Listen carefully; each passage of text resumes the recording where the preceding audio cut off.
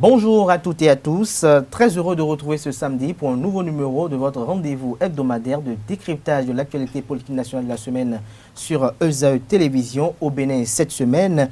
Trois faits majeurs ont fait l'actualité, ont partagé les gros titres à la une des journaux parus la semaine sur toute l'étendue du territoire national et ont même animé la presse internationale. Suite à une plainte de Sébastien Germain à Javon, l'autre nous et deux personnes, à savoir Kodjo Bossou et Ulrich Mévi, ont été condamnés à 2 ans d'emprisonnement ferme et à 30 millions d'amende.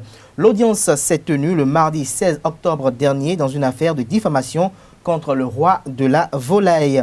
Le jeudi 18 octobre 2018, la Cour de répression des infractions économiques et du terrorisme, CRIET, a condamné le richissime opérateur économique Sébastien Germain à Javon et ses co-accusés dans l'affaire relative à la découverte de 18 kg de cocaïne au port autonome de Cotonou dans un conteneur appartenant à Cajaf Common à 20 ans d'emprisonnement ferme et à 5 millions d'amende. Par la même occasion, la CRIET a lancé un mandat d'arrêt international à leur encontre.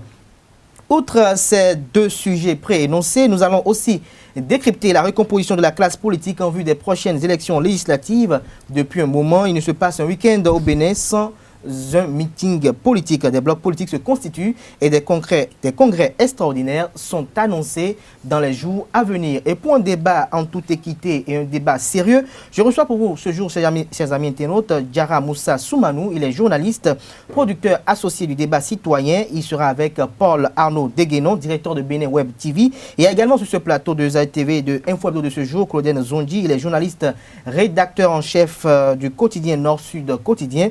Et le quatrième invité est Eloge Abgafar Zombobo. Il est journaliste freelance. Sans plus tarder, on les retrouve pour le décryptage. Le décryptage de ce jour, comme je l'ai annoncé à l'entame de cette émission, se fera avec Claudel Zondi. Bonjour.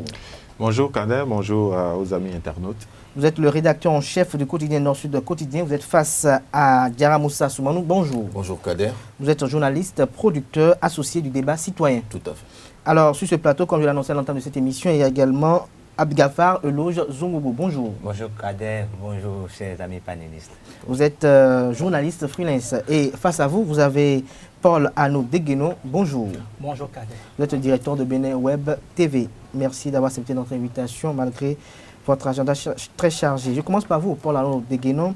Vous avez suivi un peu cette actualité relative à l'interpellation de l'hôte Huenou qui a été condamné après à 24 mois d'emprisonnement ferme et à 30 millions d'amende à verser à Sébastien Germain à Javon. Alors, comment analysez-vous le déroulement des faits au niveau de Bénin Web TV?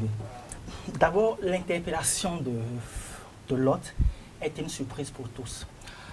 Parce qu'on ne s'y attendait pas du tout. Et puis, subitement, on apprend qu'il a été interpellé à la frontière de Ila-Kondji. Et la question qu'on se pose tout de suite, serait-il en train de fuir le pays? Puisque finalement, c'est à la frontière du pays. Des voix se sont levées pour dire qu'il a de la famille au Togo. En tout cas, dans tous les cas, il a été interpellé à la frontière. Et donc, dans la foulée, on entend après qu'il a été condamné à 24 mois d'emprisonnement ferme pour diffamation. Alors, est-ce que les faits sont vrais? Tout à fait, aucune chose à reprocher dans ce sens. Par contre, là où la polémique s'est levée, c'est la succession des faits. Parce que la personne sur qui les diffamations ont été portées, c'est la personne du président Sébastien Adjavon. Pour une plainte qui a été formulée bien des mois plus tard, et la personne qui a été interpellée a toujours eu à faire des sorties publiques. Et on ne l'a jamais interpellé. Et c'est presque à la veille du grand procès sur lequel on reviendra tout à l'heure. Et c'est presque à la veille de ce procès qu'il a été interpellé. Donc c'est justement sur ça. Et donc à votre avis, il y a quand même des suspicions. Tout à fait. Il y a un caractère dubitatif des suspicions naturelles. Des suspicions naturelles, en tout cas, pour toute analyse de la chose politique et sachant bien comment les choses se font au Bénin et depuis l'avènement de la rupture, il y a lieu quand même de se poser des questions. Par contre, qu'est-ce qu'on peut reprocher à la justice? Elle a juste fait son travail. Il y a quand même une plainte qui a été portée. Et donc la justice a fait son travail en toute autonomie, en toute indépendance d'ailleurs. Alors, Claudel Zondi, à votre avis, est-ce que vous y voyez une sorte de d'instrumentalisation de la justice, si on doit parler en toute sincérité, en vue de vouloir faire croire à Sébastien Germain Javon que cette justice est indépendante pour la mener et le juger le jeudi dernier? Bon, dit comme ça, ce serait superflu. Moi, ce que je pense, c'est la récupération communicationnelle qui a été autour de la condamnation de l'autre Renou. Parce que tout de suite après la condamnation, vous avez vu sur les réseaux sociaux, on a dit, voilà, l'autre Renou diffame quelqu'un qui est de l'opposition, voilà, on l'a condamné. Maintenant, on ne peut plus dire que la justice, ce n'est que pour les personnes de l'opposition. Voilà qu'on a rendu justice à quelqu'un de l'opposition. Il n'est pas le seul mouvancier qui est aujourd'hui derrière les barreaux. Bon, on peut le dire comme ça. Mais vous savez, cette affaire est un peu compliquée, un peu complexe à analyser. Parce que l'homme même, l'autre Renou, parlant de lui-même, c'est comme un caméléon. Ses nombreux retournements de veste, et ses manières d'agir, son côté brouillon, entre griffes. Quelqu'un disait que c'est un gourou plaisantin, tout et tout. Sa personne même fait que le sérieux qu'on peut apporter à l'homme, on n'arrive pas à lui accorder ce sérieux-là. Et en ce sens-là, on a du mal à le mettre dans une position donnée. Est-ce qu'il est de la mouvance? Est-ce qu'il est de l'opposition? Parce qu'on a vu. Je crois qu'il a été clair par rapport à cette mouvance. Il revient après dire « Ah non ». Je pense qu'il a fait que 2 revirements. Il était de l'opposition, il allait à la mouvance, et maintenant il revient à l'opposition. Vous voyez c'est un peu... Là, on ne peut plus prendre quelqu'un au sérieux qui fait ça. J'étais avec vous, je repars côté là-bas, je reviens avec vous. Il y a eu des acteurs politiques qui ont fait pire que l'autre nous, mais qui sont quand même non, mais c'est le délai, le temps relativement court dans lequel les retournements de veste ont été faits. En moins d'1 an, voilà quelqu'un, un homme politique, qui se dit politique, je le dis comme ça. En 2 ans et demi. Bon, en 1 an, parce que si je dis 1 an, c'est du moment où il a dit qu'il revient à la mouvance. Ça n'a même pas fait 6 mois. Pendant qu'ils disent encore qu'il repart vers l'opposition. Il a fait au moins près d'une année, puisqu'il avait, n'est-ce pas, Djara Moussa, il avait eu à organiser un meeting pompeux au niveau de Djefa le même jour où il y avait le congrès constitutif de l'Union sociale libérale. Il avait fait un congrès pour se réclamer, lui, être fils légitime de Djefa, même si ce n'était pas quand même une vraie réussite comparativement à ce qui s'est passé au niveau de l'Union sociale libérale. Mais il faut reconnaître quand même qu'il a eu à faire quand même du chemin au niveau de la mouvance présidentielle. Non, voyez-vous, l'autre, c'est qui l'autre d'abord? C'est une question qu'on doit se poser. L'autre, c'est quelqu'un de très versatile. C'est une question que je réserve peut-être pour Eloge. Il aura peut-être une analyse assez particulière sur la question. Il pourrait revenir dessus. L'autre, c'est quelqu'un de très versatile. C'est un grogneur à la base. C'est quelqu'un qui a l'habitude de dénoncer. Enfin, c'est un fait. Lui, il se sent bien en dénonçant, en fait. Alors, il était de l'opposition, c'est vrai, mais vu la verve, d'accord, ces sorties qui étaient tonitruantes et tout, les princes du pouvoir ont senti le besoin, d'accord, de s'approcher de l'homme. Est-ce que nous allons dire les princes du pouvoir? Parce que il fut un moment, quand lorsque nous voulions se rallier au pouvoir à Djefa, il a dit ce qui suit, je cite, il dit, on a crié que le gouvernement n'est pas social, et le président Patrice Talon a créé un ministère des Affaires sociales, et donc ça le suffit d'y aller largement pour rejoindre la cause. Voyez-vous, la versatilité de l'homme et le fait qu'il n'arrive pas à conserver les secrets, fait qu'il dévoile tout. Et vous avez entendu des audios qui ont circulé où l'homme lui-même il dit qu'il a vu l'argent et qu'on lui a envoyé de l'argent.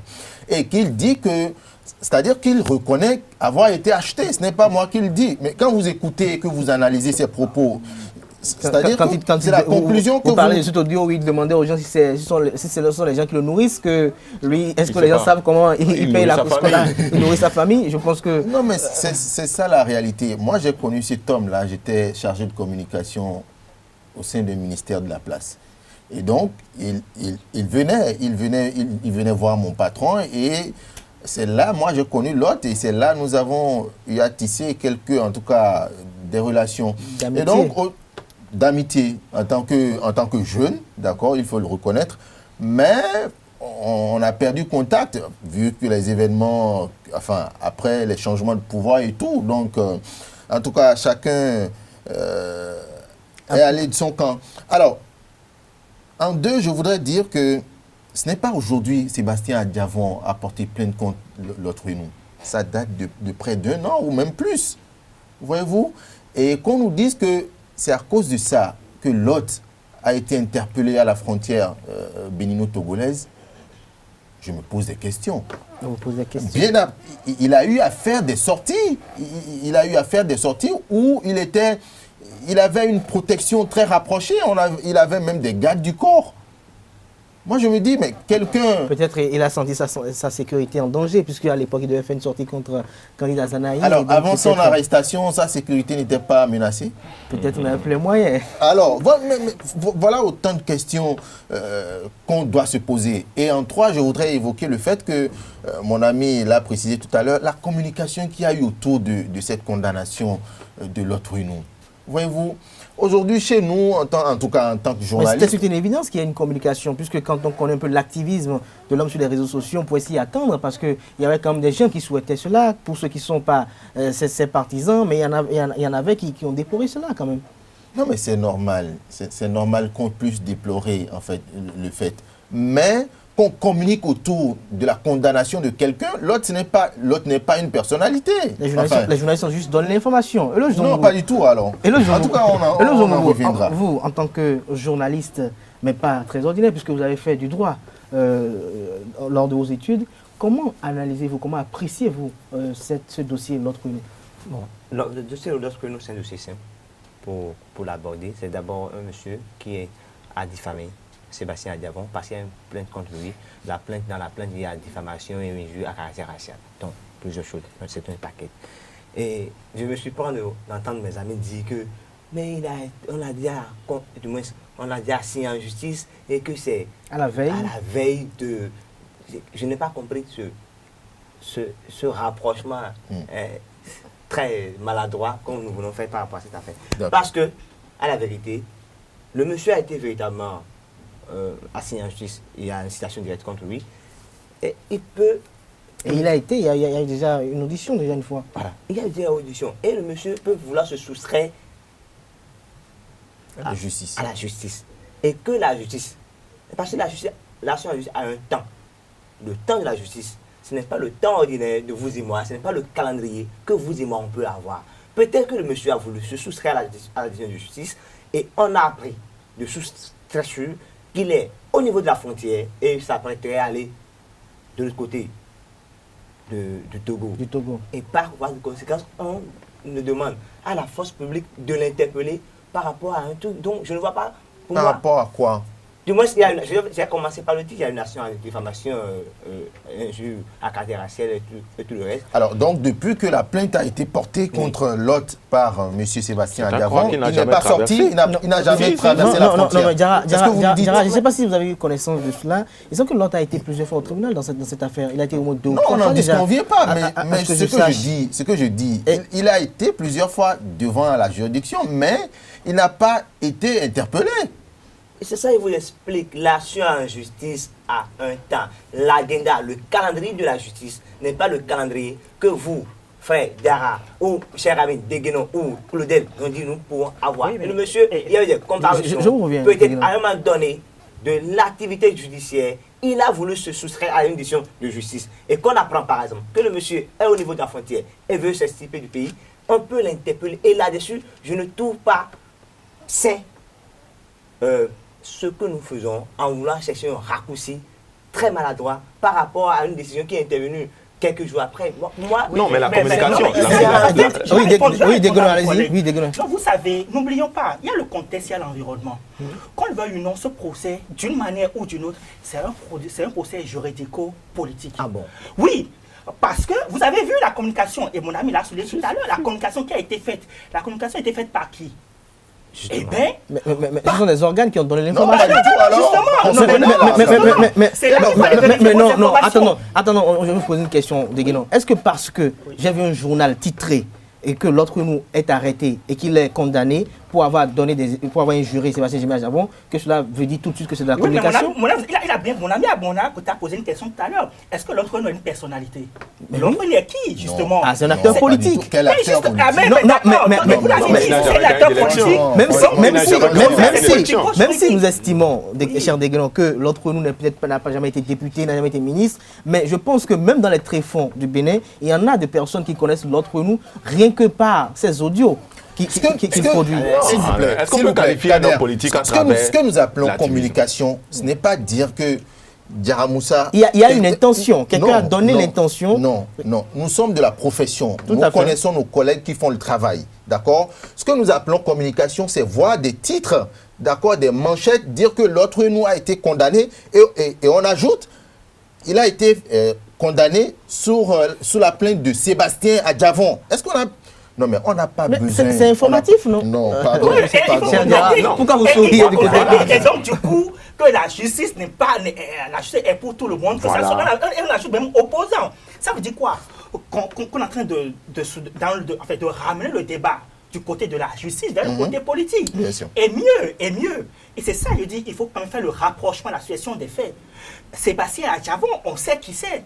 Et on sait dans quelles conditions les choses ont été faites. Et on sait également que dans quelques jours, il y a le procès contre Adjavon. De toute façon, vous avez annoncé qu'on reviendra sur ça. On y reviendra reviendra. certainement. Moi, je voudrais ajouter justement, Oui, Claudia, allez-y pourquoi rapidement. avoir senti le besoin de communiquer autour de la chose? Mais qu'est-ce qui vous amène à affirmer que c'est une communication? C'est là Non, mon mais véritable attendez, problème à moi. comme il a dit, nous sommes de la soyons pas profession. hypocrites, quoi. Nous Soyons pas savons que c'est de la hypocrites. communication. Non, mais quand même. Pourquoi sentir le besoin de dire que voilà, la justice est pour tout le monde? Est-ce qu'on ne peut pas laisser le peuple Est-ce constater? que c'est pour la première fois que ces journaux ont titré la justice c'est pour tout le monde?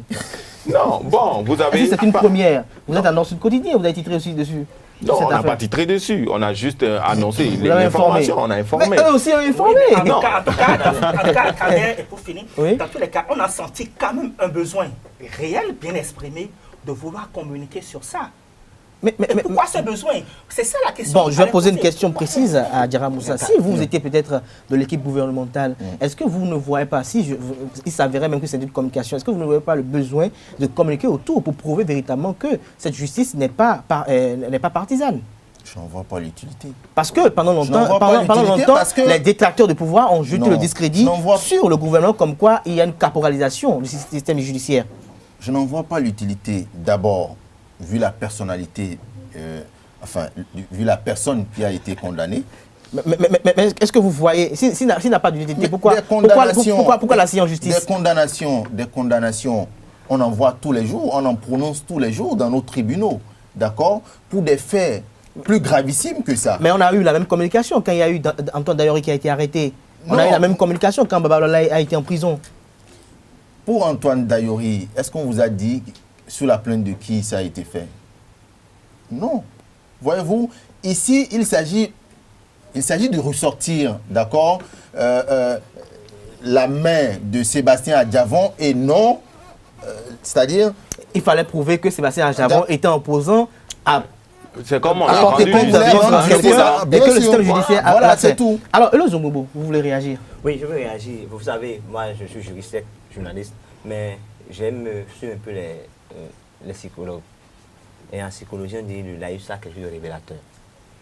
Mon cher ami Diarra, tout à l'heure, en voulant parler, dit qu'on voit la personnalité d'eux, avant de se rattraper pour dire qu'on voit la personne de l'autre. Non, quand je dis, Diarra, non, la Diarra, personnalité, faites- c'est quoi? faites- Même un faites- voleur, faites- il a une personnalité. La faites- personnalité, Diarra. c'est-à-dire l'individu même, c'est-à-dire ce qu'il représente. Ce n'est pas que je dis que... Diarra Moussa, Diarra, Diarra Moussa, je vous connais très bien. Faites-moi l'amitié de vous patienter. Quand je veux parler, vous allez vous prendre la parole. Merci beaucoup. Vous avez dit tout à l'heure que l'autre Fouelou n'est pas une personnalité. Et puis les trois, à l'unisson, en chœur, nous ont chanté sur le plateau que l'autre Fouelou n'est pas une personnalité. Et que mon ami Diarra, en prenant la parole, fasse petit laïus pour dire la personnalité de, avant de revenir pour dire la personne de. C'est que dans son subconscient, ça peut arriver. dans son subconscient, Non, je ne il fais- sait je- que- je répète il que sait je ne faisais l'autre pas est une erreur, personnalité. franchement. L'autre nous, pour votre, pas pour votre information, pour vous le rappeler, est président du parti politique. Donc, c'est une personnalité politique. L'autre nous est président d'un parti politique. C'est une personnalité politique. Un parti On peut qui ne n'a pas- pas on été peut ne pas enregistré. l'aimer. La preuve, Quelle preuve vous avez? j'ai des Non, choses. non. C'est pas que j'ai en estime le monsieur, mais dire qu'il n'est pas une personnalité, c'est que je vous rappelle seulement qu'il n'est pas un parti politique. Non, on Et a que sorti dans- la liste des partis politiques dans ce pays. On n'a pas vu le PVR dans la liste Pas des du partis tout, alors. politiques. C'est un parti qui ne s'est pas fait enregistrer. Peut-être C'est comme que- ça, Monsieur c'est parti Kader, des réseaux Monsieur sociaux. Kader. Oui. Deuxième chose, D'accord, allez-y. Allez-y. deuxième chose, Oui. ils nous ont dit qu'il y a une communication. Ils ont dit qu'il ne faut pas qu'on soit hypocrite. Sans nous dire, ceux qui demandent de ne pas être hypocrite, on n'a pas eu cette facilité de nous dire qui a communiqué autour de la condamnation de l'autre que nous. Vous savez, aujourd'hui, avec l'effet WhatsApp, faut pas les faits RS, les réseaux sociaux, quand une affaire, Avec les partages. oui, les partages, ça se passe très rapidement. Lorsque l'autre a été condamné, j'ai vu que sur les réseaux sociaux, les gens ont rappelé que l'autre a été condamné. Et puis, comme la justice condamne, quand la justice condamne quelqu'un au Bénin, on a tout fait de faire des raccourcis, des rapprochements incestueux comme c'était se plaît bien de le faire. Les gens disent non, ça c'est un opposant qui a été emprisonné, donc c'est le gouvernement qui est derrière cette affaire. Mais c'est-à-dire que le monsieur qui a été condamné, c'est déclaré opposant, l'autre nous. Il est condamné par la justice sur la plainte de quelqu'un qui se réclame de l'opposition. Et personne dans la République du Bénin n'a voulu être même solidaire en faveur de l'autre nous. Donc les journaux aujourd'hui, vous savez qu'on a des journaux de tendance au Bénin, ça, ne se cachons pas. Nous ne parlons pas la face, il y a des journaux de tendance, il y a des journaux qui se disent proches du pouvoir, et il y a des journaux qui se disent proches des gens qui sont mécontents du pouvoir. Et ces journaux ont profité de l'actualité pour dire l'autre nous a été condamné sur la plainte de l'opposant. Je ne vois pas en quoi cela peut faire du mal à mon frère Deguenon et à mon frère. Je voudrais mieux éclairer ce que je disais en fait. Oui, allez-y avant que je Quand on dit la personnalité de Euloge, Caractère plus éducation en psychologie. Je crois que, oui, je crois que en fait, quand on dit la personnalité, n'allons pas accentuer le débat à ce niveau d'accord. donné. Dans les jours à venir, Oui. on apprend déjà encore qu'il y a une autre plainte qui est encore devant pour l'autre nous parce qu'il aurait eu à tenir Même hier, des propos il était graves devant le juge. contre le président Patrice Talon actuellement. Alors, est-ce qu'à ce niveau donné, est-ce que nous pourrons vous parler en tant qu'analyste, d'accord, c'est la raison pour laquelle l'autre nous a été arrêté à la frontière bénino-togolaise. Rien de plus. Ah. Ce n'est pas à cause de la plainte de M. Sébastien Diavon. C'est à cause des propos qu'il a eu à tenir. D'accord? Il a eu à tenir sur la personnalité du chef de l'État. Point barre. D'accord? Quand Euloge parle de la communication, on a parlé de pourquoi il y a eu communication autour de cette arrestation. Nous, on ne parlait pas des réseaux sociaux. J'ai bien précisé qu'il y a eu des manchettes.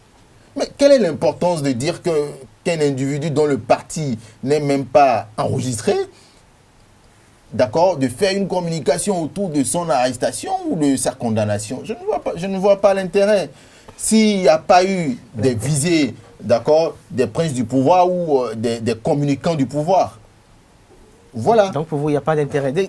Arnaud Deguenon, les jours à venir, à quoi nous assister? Non, de toute façon, je l'avais dit en introduction, la justice, elle fait son travail. Donc vous jugez qu'elle est indépendante? Dans tous les cas, on ne peut pas, je ne peux pas dire que la justice de mon pays n'est pas indépendante. Dans tous les cas, elle fait son travail. Elle fait son travail. Maintenant, c'est faire en sorte quand même que ces actions ou bien ces actes ne soient pas tout le temps, ne soient pas parfois objet à polémique. C'est ça en fait l'intérêt. Vous voyez, faire en sorte quand même que les choses... Par exemple, et c'est là tout le débat. Pourquoi avoir attendu autant et que c'est pratiquement à la dernière minute que ça s'est... Ça peut paraître anodin. Ça peut paraître anodin, mais dans tous les cas, c'est d'éviter que les actions ou bien les condamnations ou bien les procès aujourd'hui, les procès juridiques dans notre pays soient parfois objets à suspicion. C'est ça en fait l'objet. Mais il y aura toujours suspicion. Dans tous les cas, et quand ces suspicions après, on tente de donner encore vie à ces suspicions par des communications, là franchement, on dit il y a forcément quelque chose qui est là. Maintenant, pour revenir à votre question, aujourd'hui, et d'ailleurs même des gens l'ont dit, pourquoi est-ce qu'au finish, tout le monde est devenu détracteur de l'autre pays? C'est-à-dire qu'il a même souligné, aujourd'hui, voilà un citoyen béninois qui a été condamné et il n'y a presque pas eu de compassion vis-à-vis de lui. Ça veut dire quand même qu'il y a quelque chose qui ne va pas. Et mieux, comment se fait-il que non seulement vous êtes condamné pour une plainte de l'opposition, sachant que vous êtes déclaré opposant, et en même temps, il y a également une plainte contre vous de l'autre côté aussi. Et c'est là que peut-être qu'on n'a pas souligné assez dans le premier... la première intervention. C'est dit que la communication en fait qui a été faite autour de ce dossier, c'est qu'on voulait faire croire, bien tenter de faire croire, que finalement l'autre Fouenou a été condamné sous plainte des opposants. Donc en réalité que ce sont les opposants eux-mêmes qui sont contre eux-mêmes. Et que le pouvoir en grève, en tout cas, je ne vais pas utiliser le mot gouvernement, en tout cas, mais c'est pour montrer que l'autre camp, elle n'est rien dedans. C'est ça, en fait. À votre avis, vous l'avez partagé. C'est mon avis et je l'assume. Je pense que les jours à venir vont nous donner encore d'assez d'éléments pour pouvoir analyser ce dossier lié à l'autre nous. Mais avant de passer au sujet, j'aimerais bien recueillir vos impressions sur le Parti des valeurs républicaines. Diarra Moussa, qu'est-ce que vous en pensez? Selon vous, est-ce qu'à votre avis, le PVR a apporté quand même quelque chose à l'animation de la vie politique nationale? Parce qu'on a constaté que au premier jour du gouvernement du président Patrice Talon, les 100 premiers jours, il était pratiquement le seul à pouvoir s'exprimer face à la gouvernance actuelle, à l'exception de Léon Soumbadi, qui parfois aussi avait des conférences aussi qui étaient un peu de sa verve. Non, voyez-vous, le Parti des valeurs républicaines, d'abord le nom même, ne mérite pas, c'est-à-dire ce parti, enfin ce pseudo-parti ne mérite pas ce nom. Parti des valeurs. Non, à votre avis? C'est mon avis, c'est moi qui parle, je l'assume. C'est-à-dire, ce parti ne méritait pas un tel nom, Parti des valeurs républicaines. Voyez-vous, la personnalité de l'homme qui porte, d'accord, ce parti-là, même, c'est-à-dire sa personnalité même mérite réflexion. Et donc, moi j'ai eu à participer une seule fois à leur sortie. Mais quand vous allez, la plupart du public, vous constatez que c'est les journalistes. La plupart. À part quelques-uns. Enfin, peut-être que le parti n'aime pas déranger ses militants, les militants n'aiment pas les déplacer. Non, mais il y a quel gêne? Mon parti organise une conférence de presse. Comme peut-être pour la plupart du temps, c'est en semaine de travail, comme la plupart du temps, c'est en semaine, et que les gens doivent aller travailler, les gens doivent aller au marché, les gens doivent aller au champ. Non, mais et que c'est pas un samedi. Rien n'oblige à le faire. Et que c'est à le faire, d'accord. Si vous décidez de le faire et que c'est le bureau politique qui l'a décidé, vous devez avoir le temps. Si vous n'êtes pas disponible, mettez ça en week-end. Mais vous allez, la plupart, vous enlevez, vous retirez la table d'honneur, il ne reste plus que des journalistes. D'accord, le parti même est limité, franchement, à la personne de l'autre nous.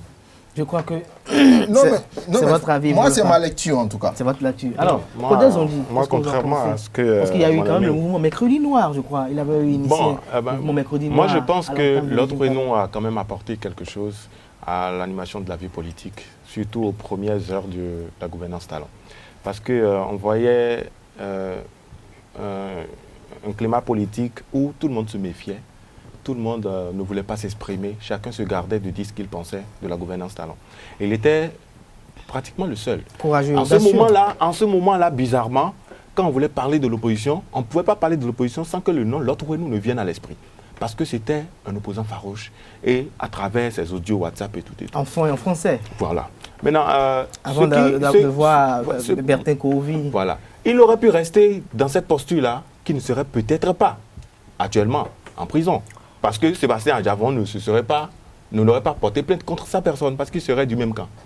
Peut-être, c'est des suppositions. Mais moi, je pense que, bien que son parti n'ait pas une existence juridictionnelle et, comment dire, de façon légale, bien que son parti n'ait pas une base solide, puisqu'on a vu son meeting à Djefa, ce que ça a donné. On a vu les tractations. Et encore que ce meeting-là a été fait au moment où il a rejoint la mouvance. Pendant qu'il était dans l'opposition, qu'il se disait dans l'opposition, quel meeting réel le PVR a fait? Mais là, vous posez une question que je vais très bien poser à mon cher ami Arnaud Deguenon. Est-ce que son instabilité politique n'est pas due au fait qu'il était peut-être à la quête permanente d'un financement politique? Parce que vivre en politique, organiser des conférences de presse, organiser des meetings politiques, quand même, ça nécessite des moyens, et des moyens colossaux. Est-ce que ce n'est pas cela qui a amené l'autre nous à être perçu comme un versatile, comme l'a caractérisé tout à l'heure mon cher ami Diarra Moussa? Oui, dans tous les cas, moi, honnêtement, j'ai quand même du respect pour la personne de l'autre, au-delà de tout, parce qu'il faut saluer son courage. c'est pas donné à n'importe qui de faire ce qu'il fait. Et vraiment, j'apprécie qu'il ait rappelé ça. Son courage, surtout aux premières heures de la gouvernance Talon.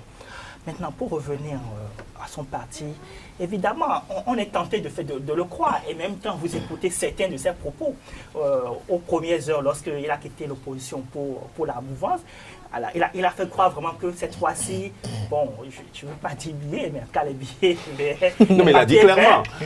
Commencer par affluer vers lui. Donc, mais moi j'aime bien son style, c'est assez humoristique, c'est assez amusant et je crois que les populations aussi consomment cela. Vous voyez les étudiants dans la ville, ils aiment écouter cela tout en blaguant en fait. Je pense que ça animait un peu les forums WhatsApp au-delà de tout. Non, au-delà de tout à tout. fait. Je pense qu'il va nous manquer sur WhatsApp. Oui, mais le vrai mot, c'est lui qui l'a dit, c'est un grogneur né quoi. Quand vous voyez les actions de l'autre, on voit quand même que c'est quelqu'un qui est beaucoup plus grogneur qu'acteur politique en fait. Vous voyez, et il aurait vraiment pu être dans ce rôle que ça lui marcherait beaucoup mieux. Et je pense que c'est le fait vraiment de vouloir devenir très politicien, je pense que c'est ça qui l'a vraiment corrompu. Enfin, en griffe ou quoi. Il a dit qu'il avait des ambitions pour diriger ce pays. Mais là, vous, le PVR, est-ce que quand vous analysez un peu le PVR, est-ce que vous estimez que parce que le PVR n'a peut-être pas une base solide, qu'il n'avait pas son mot à dire dans le débat public national, quand on sait que notre constitution nous permet quand même d'avoir des partis qui, même s'ils ne vont pas aux élections, peuvent quand même apporter quand même leur mot dans le débat public national? Deux choses. Premier, c'est que le Parti des valeurs républicaines, dirigé par M. Lotrenou, a apporté quelque chose à la classe politique. Ça nous a montré la décrépitude de la classe politique. Comment le personnel politique béninois est, vous m'excusez, un peu malade. Parce que, voyez-vous, on ne peut pas parler de ce parti sans parler de l'autre. Quand on parle de PVL, on ne voit que l'autre.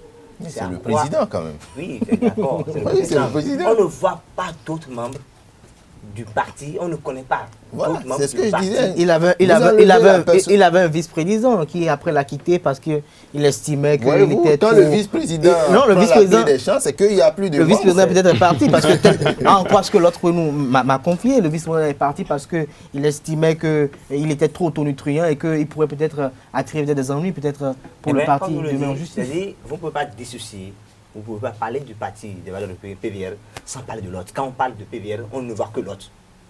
C'est la silhouette de l'autre. Donc, il a bien fait, aux premières heures, d'être le premier, d'accord, d'être le premier à se déclarer opposant au régime de Baptiste Talon. Pendant que les autres transpiraient comme des chaudrons, se cachaient pour faire des jeux de négociations politiques, où chacun voulait s'insérer. Tout à fait, les gens étaient en train de jauger, de tâtonner un peu pour voir un peu. Même si on ne l'aime pas, même si on ne porte pas en estime, il était le premier à dire clairement qu'il s'oppose à la gestion du pouvoir du Parti Talon, qui, à un moment donné, fait retourner sur ce talon, revenir, dire maintenant, bon... Qui soutient les actions, du régime. Et comme le monsieur qui est un personnage clivant, d'abord, grogneur, tonitruant, bouillonnant, de profession, il a vu qu'il n'a plus rien à critiquer au niveau du système, il est retourné dans son marigot. Dans son marigot, grogneur, parce que c'est un monsieur qui aime critiquer. Il n'est pas là pour encenser le chef. Il aime voir pour dire des salamalek. Ouais, des failles. Il y a des failles pour critiquer. Donc, il a apporté du bien, comme il est ce qu'il est, puis bon, il faut le prendre comme ça. Je crois qu'il faut même dire que quand on est dans la peau de l'opposant, c'est quand même assez facile de pouvoir bien s'exprimer face à une violence. On a plus de la matière en fait. Mais quand on est de la mouvance, peut-être c'est comme ça. On a des en difficultés. De positionnement politique, il a voulu être un peu... Peut-être y penser à la vitalité de son parti politique pour les prochaines élections. Il est allé au niveau de la mouvance, il a déclaré aller au niveau de la mouvance, il a fait un mercato qui n'a pas été très concluant parce que cette saison, il est revenu au niveau de l'opposition et voilà, pendant qu'il voulait revenir dans l'opposition, un de ses frères opposants avait déjà assigné en justice et malencontreusement, bon, il s'est retrouvé en prison. Bon. C'est en cela que je mets en doute les valeurs en fait que dépendent. C'est votre avis. Yara Moussa, nous allons passer au sujet suivant qui nous réunit ce jour. intrinsèquement liés parce que nous parlons de l'autre nous, il a été assis en justice par Sébastien Germain-Ajavon. Le même Sébastien Germain-Ajavon qui n'a pas pu se présenter le 4 octobre dernier à la Cour de répression des infractions économiques et du terrorisme à travers une convocation, il ne s'est pas présenté, il a envoyé ses conseils. Il s'agissait de 7 avocats béninois, 2 Ivoiriens, et 2 Français et 1 Ivoirien. Et le 16 octobre dernier aussi, le 18 octobre dernier aussi, il ne s'est pas présenté. Et la Cour de répression des infractions économiques et du terrorisme a requis à son encontre un mandat d'arrêt international, une sentence de 20 ans d'emprisonnement ferme et de 5 millions d'amende. Vous, Diarra Moussa, comment, en tant qu'analyste politique toujours, comment analysez-vous ces faits de cocaïne pure, baptisée affaire Tilao pour certains? Non, mais j'avoue qu'en tant qu'analyste, j'aborde cette question avec regret, d'accord, avec colère également, parce que au regard des événements successifs qui se sont déroulés dans notre pays, en tout cas dans le domaine judiciaire, en tant que citoyen, on ne peut pas se sentir fier de ce qui s'est passé. D'abord, l'affaire Adjavon dont il s'agit, c'est une affaire qui, ma foi, qui a été jugée. Et l'intéressé... Est-ce que ça a été vidé? Ça a été vidé parce que l'intéressé dit de tenir un certificat de non-appel. D'accord?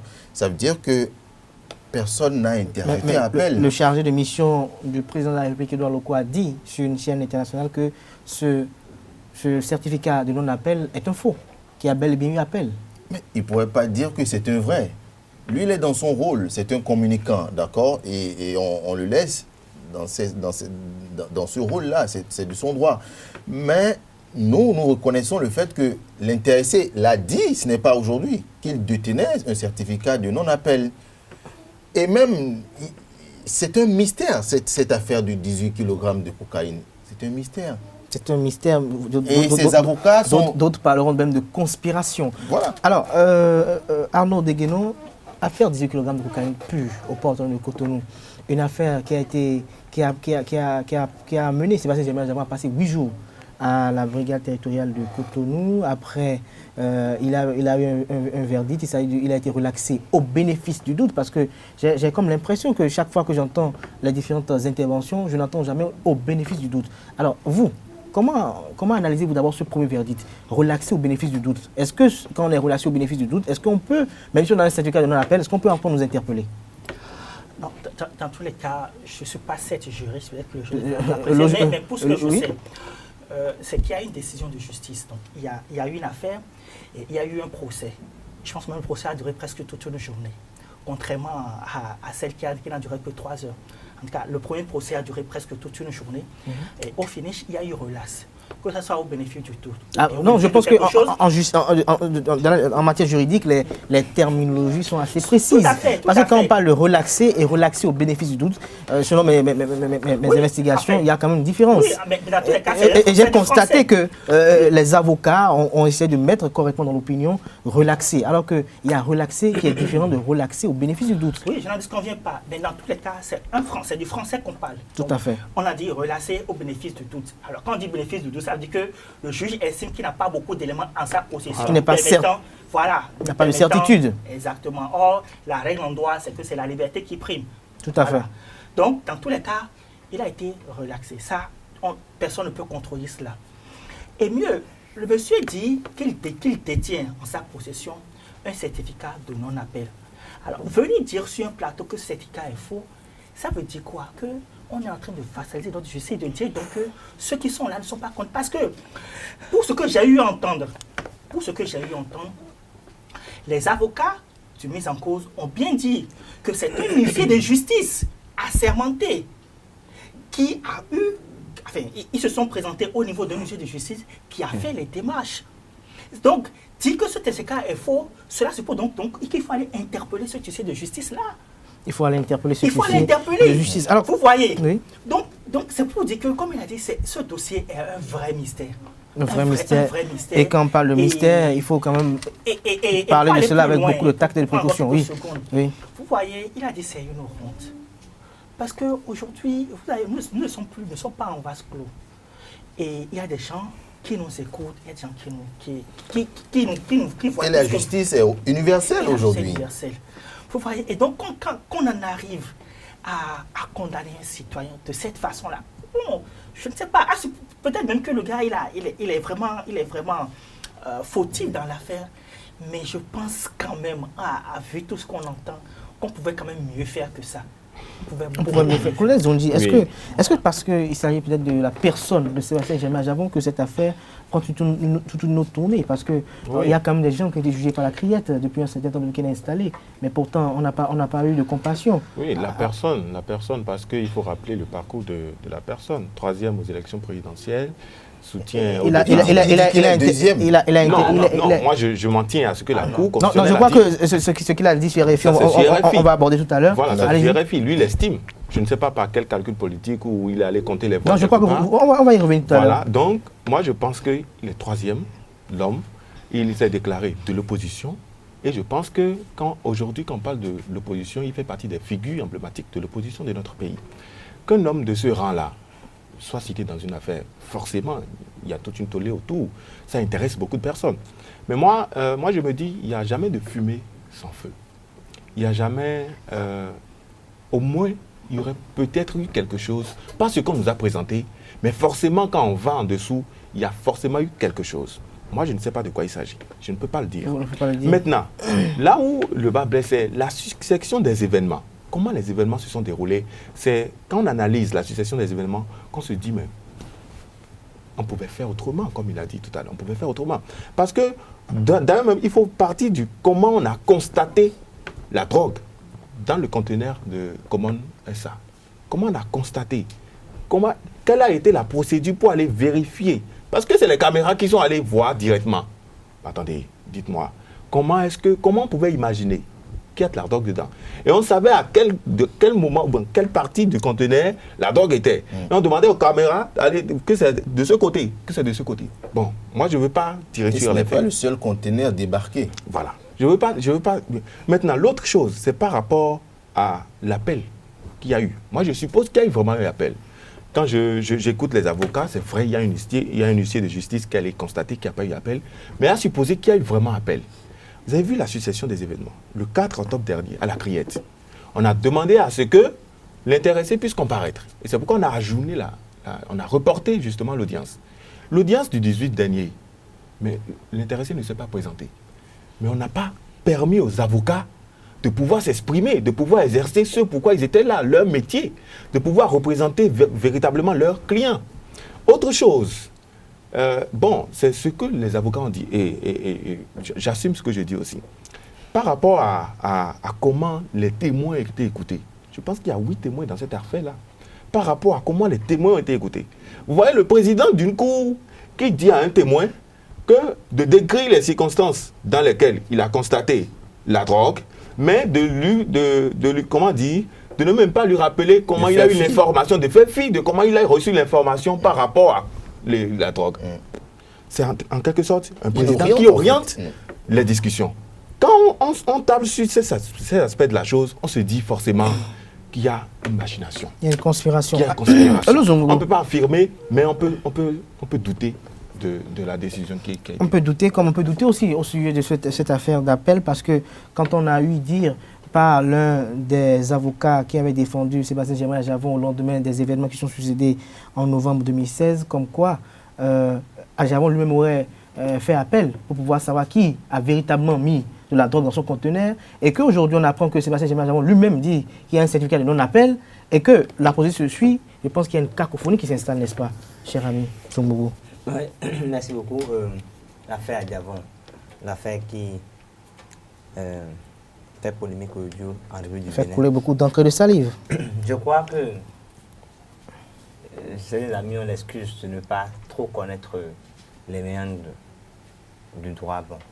Et ça, on peut Ça ne nous empêche pas d'analyser quand même. Non, nous faisons de l'analyse. Nous ne nous substituons pas aux avocats de Sébastien. Il faut avoir un certain nombre d'éléments.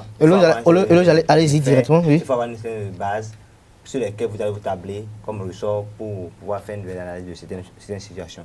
Je crois que le droit est dit dans son entièreté, dans sa plénitude. Le droit est dit dans cette affaire de 18 kg de cocaïne. Pour rappel,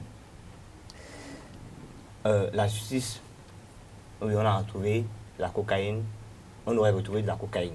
On aurait retrouvé 18 kg de cocaïne dans un conteneur appartenant à Kajaf Komon. À Kajaf Komon. Une de ces sociétés d'alors. Une affaire, une information judiciaire a été ouverte à ce propos. Il y a une décision un peu au sort, donc le monsieur a été relâché pour bénéfice du doute.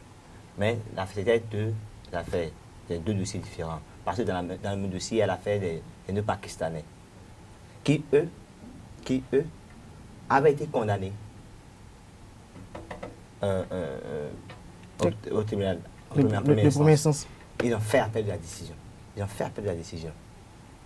En appel, ils ont été relâchés. Et le ministère public a fait appel de la décision pour y aller l'affaire aller en cassation. En temps, ils ont été relâchés parce qu'en appel, ils ont eu gain de cause. Ils ont eu gain de cause. On était là quand la crête a été créée. Donc, les affaires qui concernent la drogue ne sont plus passibles devant les tribunaux de droit commun. Le dossier a été renvoyé à la criette. Il s'est fait que parmi ces gens-là, certains auraient cité M. Sébastien Diavon. Aurait cité M. Sébastien Diavon. L'affaire passe à la criette. Je crois que c'est la chose la plus normale. Il faut aller s'expliquer devant la justice pour se laver de tout ce sang, quoi. Même le monsieur ne s'est pas fait présenter. 4. Il a envoyé ses avocats. Ses conseils. Ses avocats. Avoir conseil. La juge dit il doit comparaître lui-même en personne. Et c'est pas, il n'était pas là. Donc, en droit, c'est interdit de se faire représenter, c'est ça? Il n'y a jamais dit que c'est interdit de se faire représenter. Je rappelle les faits parce que les internautes, peut-être, eux tous n'ont pas suivi les faits tels que cela s'est déroulé. Le 18, le monsieur ne s'est pas présenté. Il envoie encore ses avocats. D'accord?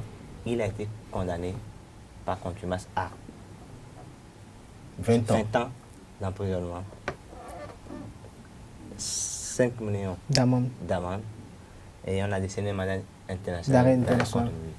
Je crois que la chose la plus simple à faire pour M. Sébastien Diavon, c'est de faire opposition à cette décision de justice. Contrairement à ce que j'ai entendu, il ne dit pas des avocats qui disent qu'ils vont faire, je sais pas, appel de la décision. Le pouvoir en cassation. Et ne pas cette possibilité en l'état. Parce que le monsieur a été condamné par contumace en son absence. Donc, il se constitue prisonnier. Il fait appel, il fait opposition à la décision. Et l'affaire revient encore devant la CREI. Comme s'il n'a jamais été jugé. Et on reprend l'affaire à zéro. Je crois que c'est la chose la plus simple à faire pour M. Adiamou, lui, au lieu que ses proches entretiennent des polémiques ou le cas adverse aussi entretient aussi des polémiques. Parce que cette affaire, quoi qu'on dise, ne fait pas trop sérieux. Ne fait pas honneur au Bénin. Donc c'est ce que je lui conseille. Je sais qu'il le sait, mais je rappelle juste à la mémoire de ses proches que c'est la seule voie qu'il est en fait pour le moment, pour que cette affaire soit réglée rapidement. Parce que quand on voyait le Béninois, depuis le 18, le pays au ralenti, tout le monde parle à Diavon. Ça ne participe pas au développement du pays. Parce que les gens arrêtent l'activité économique et parlent d'une affaire en justice, alors que là, ce n'est pas la première fois que la CREI a condamné quelqu'un à 20 ans de prison ou à condamner quelqu'un. C'est la première fois en 20 ans de prison. Il y a des cas précédents. Il y a eu des cas précédents. Moi, je ne suis pas au courant. C'est parce que, je vous dis, il y a des cas précédents. C'est parce que, malheureusement, il s'agit aujourd'hui de Sébastien Diavon, opposant politique, une personnalité politique, que les gens, tout le monde est devenu, je ne sais pas, juriste tout le monde est devenu chroniqueur judiciaire et que tout le monde en parle. Pour moi, c'est une affaire très simple. Non, je crois que ce qu'il dit un peu, c'est un peu comme le cas à l'autre, puisque dans le dossier de l'autre, il y a aussi Kordio Bossou, il y a aussi Louis Mivi, mais dont on n'a jamais entendu parler. Dans le cas d'avant, il y a moins de personnes. Il y a que l'autre. Dans le cas d'avant, il y a aussi... Mais Arnaud Deguenon, quand on estime peut-être que la justice est peut-être instrumentalisée pour régler des comptes politiques avec Sébastien Germain à Javon, la Cour de répression des infractions économiques aujourd'hui qui crée beaucoup de polémiques et de controverses, est-ce que cette Cour n'a pas besoin d'être créée aujourd'hui quand on sait qu'au sein des populations béninoises, on arrive à dire, pas de manière, je dirais, publique, que le Bénin est une plaque tournante de la drogue? Vous savez, regardez, moi, je ne dirais jamais, en tout cas, ça ne sortirait pas de ma bouche, que la justice est instrumentalisée. Vous venez de le dire. Non, vous ne le dites pas, mais dans vos raisonnements, en tout cas, on le je sent. ne le dirai pas. Je ne dis pas ça de ma bouche, je ne le dirai pas. Non, bref, donc c'est pour dire que moi, mon rôle n'est pas ça. Mon rôle, c'est de voir. Aujourd'hui, on était d'apprécier les faits, comment la procédure a été menée, comment les choses se sont déroulées. Parce que on ne peut jamais occulter la personnalité du mise en cause. Alors, selon vous, la procédure a été biaisée, c'est ça? En tout cas, quand vous analysez les faits, Elle est biaisée, la procédure. ça laisse poser des questions. Ça laisse beaucoup poser des questions. Parce que, vous imaginez, c'est 20 ans de votre vie. C'est-à-dire que dans une affaire, vous êtes susceptible d'être condamné à 20 ans et mieux.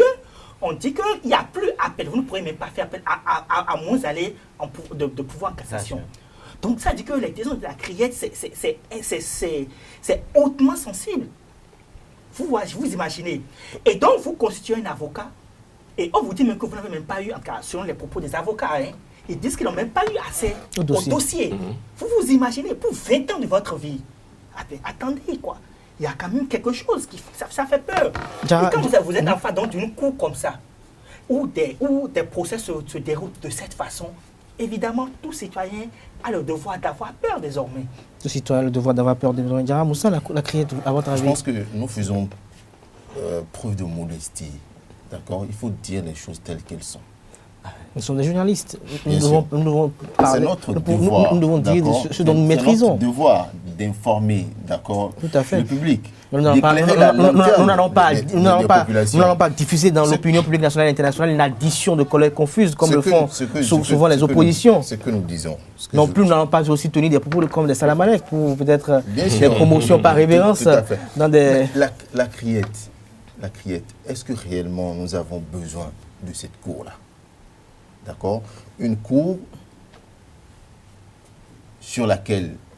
Elle est spéciale, la criette. Elle est spéciale. Non, sa spécialité. Elle est spéciale et j'ai très bien aimé cet honorable député qui disait que quand l'aéroport international Cardinal Bernardin Gardien de Cotonou est attaqué par des terroristes, on ne va pas envoyer le policier ordinaire là-bas. On va envoyer des policiers spécialisés pour la lutte contre le terrorisme. Et donc, quand vous êtes un terroriste, il faut aussi des magistrats spécialisés pour la lutte contre le terrorisme. Voyez-vous, est-ce qu'il y a plus du terrorisme? Est-ce que c'est la Cour? À votre avis, est-ce que c'est la Cour qui vous pose un problème ou bien c'est la manière dont elle fonctionne? La Cour en elle-même pose un problème et son fonctionnement nous montre que elle devrait poser un problème parce que quand vous observez son fonctionnement ou sa façon de rendre justice... Donc la criette ne devait pas être. On ne devait pas lutter contre le terrorisme, on ne devait pas lutter contre le blanchiment d'argent, les infractions économiques. Non mais franchement, attendez, quand on parle de cours de répression des infractions économiques et du terrorisme, quel terrorisme? Moi, aujourd'hui, peut-être nous ne sommes pas encore victimes du terrorisme, mais il y en a à côté. Nous devons être préventifs. Ma foi, oui, allez-y. C'est-à-dire mon opinion, c'est que tout ça, on y ajoute des termes pour camoufler. Nous sommes en droit et chacun nous embrouille avec des terminologies pas possibles. Les objectifs, d'accord, on ajoute ces terminologies pour camoufler un peu le dessin de cette cour-là. Une cour qui, ma foi, s'investit dans l'instabilité, dans l'insécurité judiciaire, d'accord, et qui crée aussi des tensions. Moi, c'est ma lecture. Qui crée des tensions. Lui-même, il l'a reconnu tout à l'heure. C'est-à-dire que tout s'arrête dans le pays. tout le monde veut parler de la condamnation de tel ou tel. Mais on parle de Sébastien Germain Adjavon. On parle de Sébastien Germain Oui, je Adjavon. suis tout à fait d'accord, mais il précise que d'autres viendront. Et mais, que ce soit Sébastien Adjavon ou d'autres hommes politiques qui vont passer devant cette cour-là, ça ne pourra faire que reculer notre pays. Kodet Zonji, nous parlons de Sébastien Germain Adjavon. Dans la matinée de ce jeudi 18 octobre, nous avons vu circuler sur les réseaux sociaux un audio qui véhiculait le message des propos tenus par Sébastien Germain Adjavon, invité de Boisbouvier sur RFI. Quand vous avez écouté cette entrevue ou cette interview, comment vous, en tant que journaliste, vous êtes senti? Un audio de 8 minutes 41 secondes. J'ai vu que Sébastien Adjavon était dans une peau de victime. Il se mettait... c'est quelqu'un qui a d'abord quitté le pays parce qu'il se sent menacé par sa propre justice et qui... c'est un peu comme ce qui s'est passé quand il y avait affaire tentative d'empoisonnement et de coup d'État à l'encontre de l'ex-président Yahi Boni. Et c'est la même procédure. Monsieur Patrice Talon, d'alors, s'était réfugié à Paris. Il y a eu une interview sur RFI, il a dit que c'était un canular. C'est de la même manière. Lui dit que c'est une machination politique. Parce que, bon, c'est lui l'homme à abattre actuellement, vu le contexte politique actuel, en tant qu'opposant farouche du régime de Patrice Talon, vu son contexte, parce qu'il estime que sa cote de popularité est en hausse. Voilà, et que c'est lui actuellement qui pourra véritablement faire mal lors des élections prochaines. Et là, du coup, c'est l'homme à abattre. Et c'est pour ça qu'on a déclenché une machine pour pouvoir le soustraire de la vie politique du Bénin. Et voilà déjà... À votre avis, cette sortie avait raison d'être? Moi, je pense oui. Parce qu'il fallait quand même... Est-ce que le discours tenu était un discours agréable? Non, moi, je n'y vois aucun grief. Parce que, bon, c'est quelqu'un qui se recroqueville, quelqu'un qu'on attaque et qui se sent finalement menacé. Mais attendez-vous qu'il sorte aussi des crocs, qui se disent, mais attendez, moi-même, je peux parler. C'est pas parce que je ne sais pas parler aussi, que je me tais. Des choses à dire. Donc, peut-être que les mots étaient trop crus, mais il a dit ce qu'il pensait. Il a dit ce qu'il pensait. Alors, Zomoubo, à votre avis, vous avez suivi également cette sortie de Sébastien Germain Adjavon sur RFI? Je pense qu'il est passé totalement à côté de sa sortie médiatique. Il pouvait faire de cette sortie un événement. Elle dit bien, historique. Un événement. Au point où ça va être scruté. C'est que ça ne peut même pas. Mais quand même, et il devrait faire quoi, selon vous? Non, Gérard, vous avez... journaliste qui me pose des questions. Non, vous dites qu'il est sorti, qu'il est passé à côté de sa sortie. Quand il est passé à côté, je ne sais pas, quand le monsieur dit je ne mettrai pas ma vie personnelle en danger dans mon pays, mais je pense que d'autres personnes peuvent mettre personnellement leur vie en danger. Je crois qu'il y a des expressions, il y a des mots. La communication n'a pas été travaillée. Ça n'a pas été agréable. Deuxième chose, par rapport à cette sortie, il y a des choses très graves. Il dit par exemple qu'il était plus populaire que tous les autres et que la Cour constitutionnelle de son pays l'a classé 3e. C'est à croire que le monsieur même ne fait pas confiance aux institutions de son pays, alors qu'il aspire diriger ces institutions-là, diriger ce pays. Non, mais libre à lui. Je reviens. Je ne partage pas. Je ne suis pas avocat d'Adjavon. Il faut éviter de l'interrompre pour qu'il finisse rapidement, pour qu'on puisse évoluer. Le monsieur va encore loin. On a un petit sujet qui nous attend encore. Le monsieur va encore loin. Et quand il a fini de dire qu'il est le premier, que la Cour, il dit que même pour l'ancien régime, il était le numéro à battre. Donc, je ne sais pas, il a le destin d'une chauve-souris. Donc on a comme l'impression qu'il y a une sorte de victimisation qui a été effectuée sur RFI. Il pourrait faire mieux. C'est ça. Alors Arnaud Deguenon, est-ce que c'était une sortie réussie à votre avis? Oui, c'était une sortie réussie. Pourquoi non? C'est le nom qui m'intéresse. D'accord, je vais revenir sur le nom. Je ne vais pas trop m'attarder sur le oui, mais je vais quand même dire, vous savez, il était opportun, très important.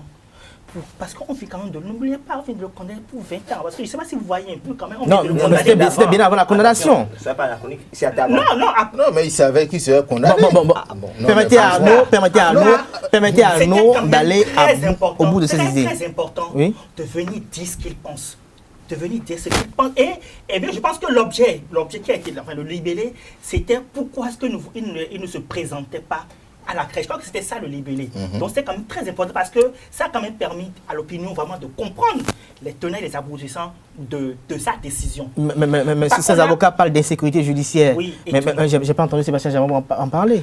Ah, en tout cas, il a... Non, mais il ne pourrait pas tout dire quand même. Mais je pense que c'était le véritable motif pour ne pas qu'il se présente mais il dit à la criée. actuellement, il ne fait plus confiance à la justice de son pays. Oui. Il a peur pour ça. Ok, allez-y, à vous. Il a dit. Par contre, là où je trouve qu'il a eu des propos un peu trop élevés, c'est quoi? C'est de revenir encore sur le fait qu'il est arrivé troisième. Parce qu'il a rappelé déjà au moins, je crois, 2 fois, quand il a fait son meeting à Jeffa, je pense d'abord la première fois, quand il a fait sa sortie médiatique, où il a dit qu'il va mettre là-bas très haut, il a rappelé. Tout à fait. Après, quand il a fait son meeting de Jeffa, il a rappelé. Le congrès constitutif de l'Union sociale libérale, Exactement, dont on a le président honneur. Il a rappelé, et je pense que cette fois-ci, c'est un peu trop de le rappeler une nouvelle fois. Donc c'est à cela que moi j'ai trouvé qu'il y a quand même un petit bémol dans sa communication. Par contre, pour le reste, je trouve ça vraiment normal et justifié. Et justifié. Alors, Diarra Moussa, pourquoi chaque fois que des gens sont interpellés dans des affaires judiciaires au Bénin, c'est toujours à l'international qu'ils arrivent à faire le débat? Est-ce que ça veut dire qu'au pays, nous n'avons pas le journaliste qualifié pour pouvoir les recevoir, pour pouvoir s'entretenir avec eux? Parce que chaque fois, c'est toujours sur RFI, c'est toujours sur une chaîne internationale qu'ils arrivent à raconter, je pèse mes mots, raconter des choses. Parce que quand on voit un homme qui aspire à diriger le pays, remettre en cause tout le système électoral du pays, je pense que ça pose un véritable problème. Et si les différents partisans de Sébastien Adjamon se disaient aujourd'hui que notre président devait être le président de la République décide de créer une insurrection, à quoi nous allons assister? Parce qu'on a comme l'impression qu'il a quand même suscité une sorte d'insurrection de la part de ses partisans, quand il dit qu'il y a eu une sorte de conspiration au niveau de la Cour constitutionnelle présidée par Théodore Ollô. Non, mais voyez-vous, le Bénin s'était érigé comme un pays de liberté, un pays de liberté d'expression, un pays de pluralisme médiatique. Voyez-vous, nous étions parmi ces pays-là qui ont libéralisé l'espace médiatique. Mais aujourd'hui, qu'est-ce qu'on constate? D'accord? Je voudrais d'abord prendre le cas du chef de l'État actuel, le président Patrice Talon, quand il était parti en exil. Sa première interview ou sa première intervention, c'était sur RFI, c'était de la même façon. Voyez-vous? Et donc aujourd'hui, en son temps, oui, j'en viens. En son temps, je pense que les médias étaient plus libres qu'aujourd'hui. C'est votre avis? Non, mais franchement, c'est votre avis, vous le partagez? Je le dis pourquoi. Aujourd'hui, observez les plateaux de nos chaînes de télévision. Vous verrez difficilement les personnalités de l'opposition sur les grands plateaux habituels. Non, mais je crois... Non, mais franchement, aujourd'hui, quand vous prenez par exemple le cas Korogoné, d'accord? Ok, allez-y rapidement. C'est un exemple, je prends. Il dit par exemple que dans sa sortie de Niki, il dit qu'il a payé une chaîne, mais que la chaîne lui a dit de lui envoyer d'abord le discours à tenir. Ça veut dire quoi? Ça veut dire que les médias ont été embrigadés. Est-ce que c'est une sorte de caporalisation à votre avis? Peut-être la chaîne ne veut pas filmer des propos qui ne sont peut-être pas agréables.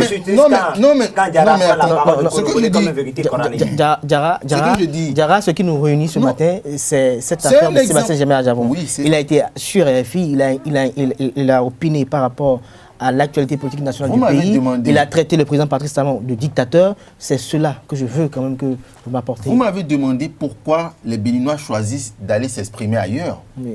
Mais si vous tenez des discours en griffe virulents et que les médias estiment qu'ils ne peuvent pas couvrir vos activités ou qu'ils ne peuvent pas vous donner la parole, vaut mieux aller vous exprimer ailleurs.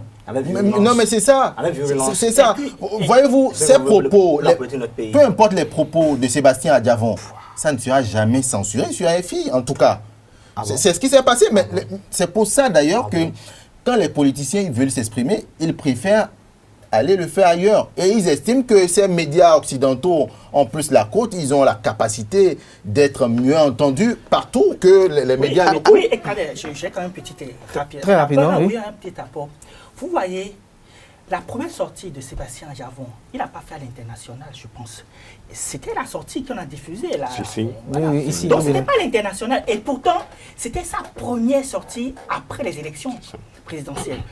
C'était quand même une sortie très importante. Mais pourtant, il n'est pas allé à l'extérieur pour le faire. Et aujourd'hui, sa sortie sur RFI, vous savez, l'affaire Adjamon n'est plus une affaire nationale, ça a pris une dimension internationale parce que dans les propos de ses avocats, c'est bien mentionné qu'ils vont saisir toutes les juridictions à l'international, en tout cas, tout ce qui est en leur pouvoir. C'est qu'on l'a fait à dépasser le petit territoire béninois. Et c'est devenu une affaire à l'international. Et mieux, aujourd'hui, Sébastien Adjavon est considéré comme un exilé, que ce soit politique, bien judiciaire, etc. En tout cas, il est considéré comme un exilé. Donc, du coup, il ne peut plus, enfin, il ne pourra pas mettre pied sur le territoire national dans un avenir très proche. Et donc, il se trouve aujourd'hui à Paris. Et qu'est-ce qu'il y a à sa disposition si ce n'est pas RFI et les autres médias à l'international? Mais dans ce pays, nous avons vu des opérateurs économiques, par le président Patrice Talon, inviter des journalistes nationaux. Vous pensez que Sébastien Adjavon ne voudrait pas s'exprimer, par exemple, sur Soleil FM, sa radio, ou sur Sika TV, il pourrait inviter les journalistes là-bas. Non, je crois que nous n'allons pas peut-être rester à ce niveau donné. Ce que je veux obtenir de vous, c'est votre analyse sur son discours. C'est ça qui est plus important. C'est ce qui a été dit. Est-ce que ce qui a été dit contribue à l'enracinement de la démocratie du pays? Non, mais l'objectif, c'est-à-dire l'objectif de Sébastien Adjavon en faisant cette sortie, ce n'est pas l'enracinement de la démocratie au Bénin. C'est-à-dire qu'il sait que la démocratie a pris un coup. Et donc, pour lui, c'est d'abord se défendre. Parce qu'il a eu... Est-ce que les arguments qui ont été avancés... Il ne peut pas se défendre devant les tribunaux, mais il se défend dans les médias. Là, je reviens, s'il vous plaît. Non, mais il donne son avis. Mais il a laissé le soin à ses avocats de le faire. D'accord? Des avocats qui n'ont pas pu prendre la parole devant cette juridiction qu'est la Criette. Voyez-vous? Mais je ne voudrais pas revenir sur le fait que le discours les messages sont passés ou le discours a réussi ou pas. Mais je retiens que l'homme, il a atteint son objectif. Donc l'objectif, c'était de faire croire aux populations que la justice est caporalisée. C'était de faire croire aux populations qu'il était probablement le premier de la présidentielle et que la Cour constitutionnelle s'est arrangée pour le faire troisième. Alors, cette intervention, moi, personnellement, m'amène à poser des questions sur Sébastien Adjavon lui-même. S'il avait véritablement des informations qu'il n'était pas véritable troisième à la présidentielle de 2016, pourquoi n'avoir pas essayé de faire recours ou peut-être de s'exprimer? Pourquoi avoir voulu soutenir Patrice Talon quand on sait que ce soutien, à en croire ce qui se passe aujourd'hui, n'était pas un soutien franc? Non, moi je pense que ce que Sébastien Adjavon est en train de déclarer actuellement, c'est des déclarations d'un mauvais perdant, selon moi. Parce qu'il a eu tout le temps, s'il estimait qu'il était deuxième. Parce que s'il était tout le temps avec Patrice Talon, on n'aurait peut-être pas fait ça. Il a eu tout le temps pour pouvoir faire un recours. Je pense que nous allons attendre aussi. Nous allons attendre aussi les jours à venir pour voir si l'ancien président de la Cour constitutionnelle, Théodore Ollong, va sortir. Il va sortir aussi pour essayer de nous apporter aussi. C'est hautement politique parce que quand on vous dit qu'il y a des incertitudes sur la crédibilité des résultats d'une présidentielle, d'une élection présidentielle, une élection souveraine, je pense que ça pose un véritable problème. Je vais vous expliquer. En fait, et donc, ceux qui ont voté pour Patrice Talon, ceux qui ont voté pour Lionel Zinsou, ceux qui ont cru en Lionel Zinsou, ceux qui ont cru... Je viens. Allez-y très rapidement, oui. Le vrai pour comprendre cette affaire, c'est d'aller voir la genèse des problèmes entre Talon et Adjavon. C'est là que vous allez comprendre pour... Et la genèse également de ce qui a suscité la candidature de Sébastien Adjavon. C'est ça que je parle. C'est pour comprendre pourquoi est-ce que Adjavon n'a pas voulu coûte que coûte aller tapager ou bien aller faire des recours à la Cour constitutionnelle. Parce que quand vous lisez bien la genèse, vous allez comprendre qu'en réalité, le but même de Adjavon, il a dit, ce n'était pas forcément la présidentielle. Donc, il n'est pas dans une dynamique de, bon, je suis président ou rien. Il n'était pas dans cette dynamique-là. Et quand vous comprenez... Je lis en Sébastien Adjavon un homme de droit. S'il a pu... Parce que j'ai eu à entendre que chaque fois qu'un organe écrit contre lui, il assis en justice. Chaque fois que quelqu'un le diffame, il assis en justice. Donc c'est quelqu'un qui aime rester dans le droit. Oui. Et donc, si le droit doit être dit, ça veut dire qu'on doit véritablement restituer le droit du peuple au peuple. C'est pour ça. Je crois que nous n'allons pas trop tirer sur ce sujet parce que c'est un sujet assez sensible. Nous allons faire un tour sur notre site, parce qu'on a écrit l'article. Je pense que là, vous avez payé pour la publicité. Vous allez payer pour la publicité. Je reste avec vous. Je vais vous le dire rapidement. Non, je n'arrive pas à rapidement. Allez-y rapidement. C'est pour dire qu'on a fait un titre, une manchette qui dit « Affaire Adjavon, 10 ans, retour sur les 10 ans d'une rivalité économique devenue conflit politique ». Et là, vraiment, vous allez vraiment tout comprendre de cette affaire et ce qui pourrait justifier. Qui est rivalité, mais qu'ils épargnent un peu béninois de cette rivalité et qui permettent le développement à la base.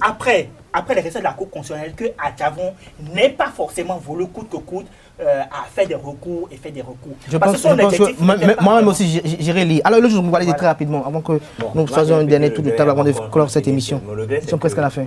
Dans la distribution du temps de parole, je crois que je suis le plus marginalisé. Non, non, du tout pas. Vous parlez assez posément. Vous êtes un peu lent. Suivre cette émission qui vont... Non, il ne manque jamais de laisser des commentaires. Voilà, parfois piquants, parfois intéressants, mais ça participe aussi. Débat, je crois, les deux en face, la bonne partie. Non, pas du tout. Vous voyez, c'est peut-être que... chaque fois vous lancez... Alors, je reste... Ello Zongogo, je reste avec vous. En tant qu'analyste politique. Les prochaines élections législatives sont à l'orée. Il y a une recomposition de la classe politique. Des grands blocs sont en train d'être constitués de part et d'autre. On entend dans les jours à venir la constitution d'un bloc ou d'un parti politique unifié qui sera baptisé les Républicains. De l'autre côté, un autre parti unifié qui sera appelé les Progressistes. Et au niveau de l'opposition, on entend déjà au plus 3 partis politiques ou 3 blocs. Il parle peut-être de blocs politiques. Alors, comment analysez-vous tout cela? Est-ce que les prochaines élections législatives seront assez intéressantes, comme le disent certains? Je crois que pour la première fois de l'histoire du Bénin, on aura une élection législative ou des élections législatives très intéressantes. Assez tumultueuse d'ailleurs. La compétition sera très rude entre les politiques, surtout quand ils se mettent en bloc.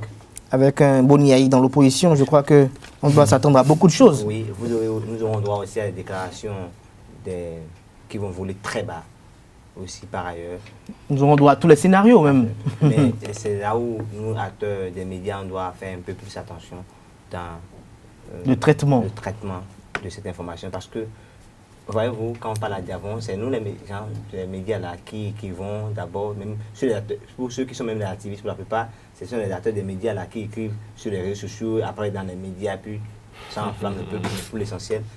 Je crois que nous devons être tellement prudents et professionnels pour les élections à venir, sans quoi nous risquons d'embraser le pays. Et je crois que ça risque d'être le dernier. Oui, allez-y. Le problème qui va se poser, c'est qu'il y aura une recomposition de la classe politique, totalement. Avec des manifestations d'hégémonie, des frustrations honnêtes. La plupart de ces députés qui sont actuellement à l'hémicycle, je crois, je prophétise peut-être 50% ne reviendront plus. Puisque la plupart d'eux disent « je soutiens le chef de l'État ». Ils rentrent dans les blocs. C'est heureux de les voir rentrer dans les blocs autour du chef de l'État. Ils sont touffus. Mais c'est là qu'ils s'étouffent. Parce qu'il y aura 2 blocs, 2 listes, et c'est le chef et l'équipe qui va mettre en place, qui va décider du positionnement. Et c'est ceux qui seront positionnés, qui auront peut-être la chance de se faire élire.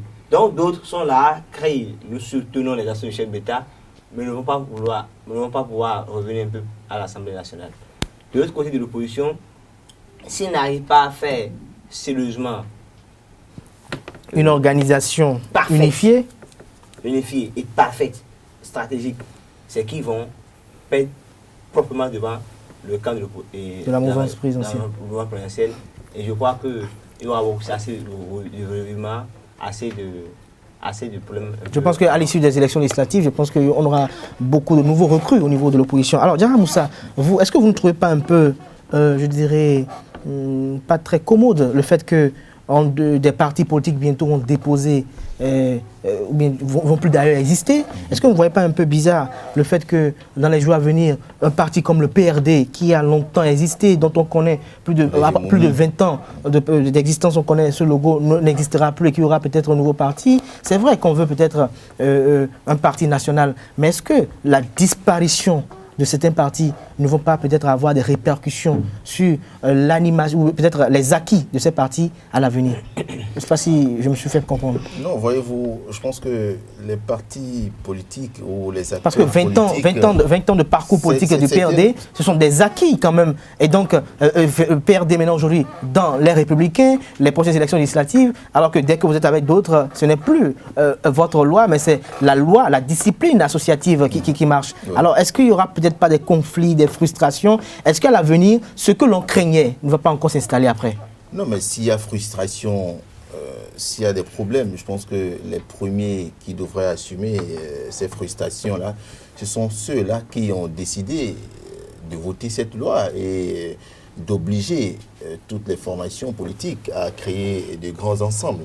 Je pense que c'est là où nous amène la charte des partis politiques. Parce que ce sont eux, ce sont le bloc de la majorité parlementaire dont fait partie le PRD, ce sont eux qui ont décidé donc, de voter cette loi-là.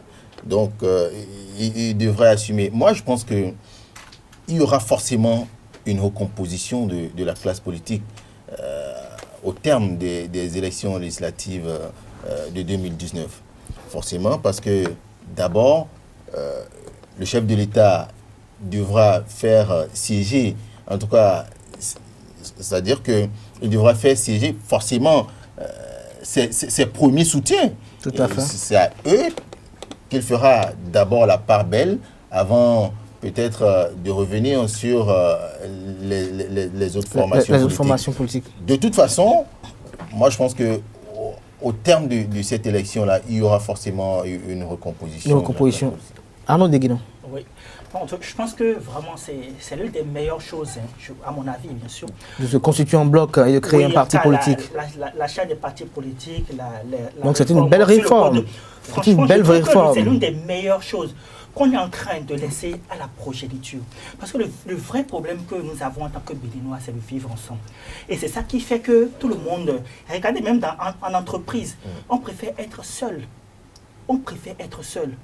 Alors que nous savons tous que quand on est ensemble, c'est beaucoup mieux. Donc, c'est le véritable problème que nous avons. Et je pense qu'aujourd'hui, avec ce code électoral, avec l'achat des partis politiques, qu'on est en train de régler un vrai problème pour la progéniture, qui est quoi? Réussir vraiment à se mettre ensemble. Dans l'instant, tout de suite, il y aura peut-être des problèmes d'ensemble, des problèmes d'humeur et tout. De leadership, etc. Mais c'est normal, parce que c'est l'expérience. C'est maintenant que ça commence. Et quelque chose qui commence, ça, il va toujours... C'est forcément douloureux, c'est forcément hargneux. Le chemin est souvent rocailleux. Et pour finir, très rapidement, je pense qu'on avait toujours même fait un papier comme ça sur deuxième et on a dit ceci. Deuxième coup de publicité. Oui, voilà comment est-ce que Patrice Talon veut régler vraiment le problème de la question du régionalisme. Parce que ça, avec ce nouveau code électoral, je pense que si on l'espérant vraiment, on pourrait vraiment régler le problème de régionalisme. Et ça, c'est une prouesse du président Patrice Talon. Ouais. Alors, Claudette Zondi.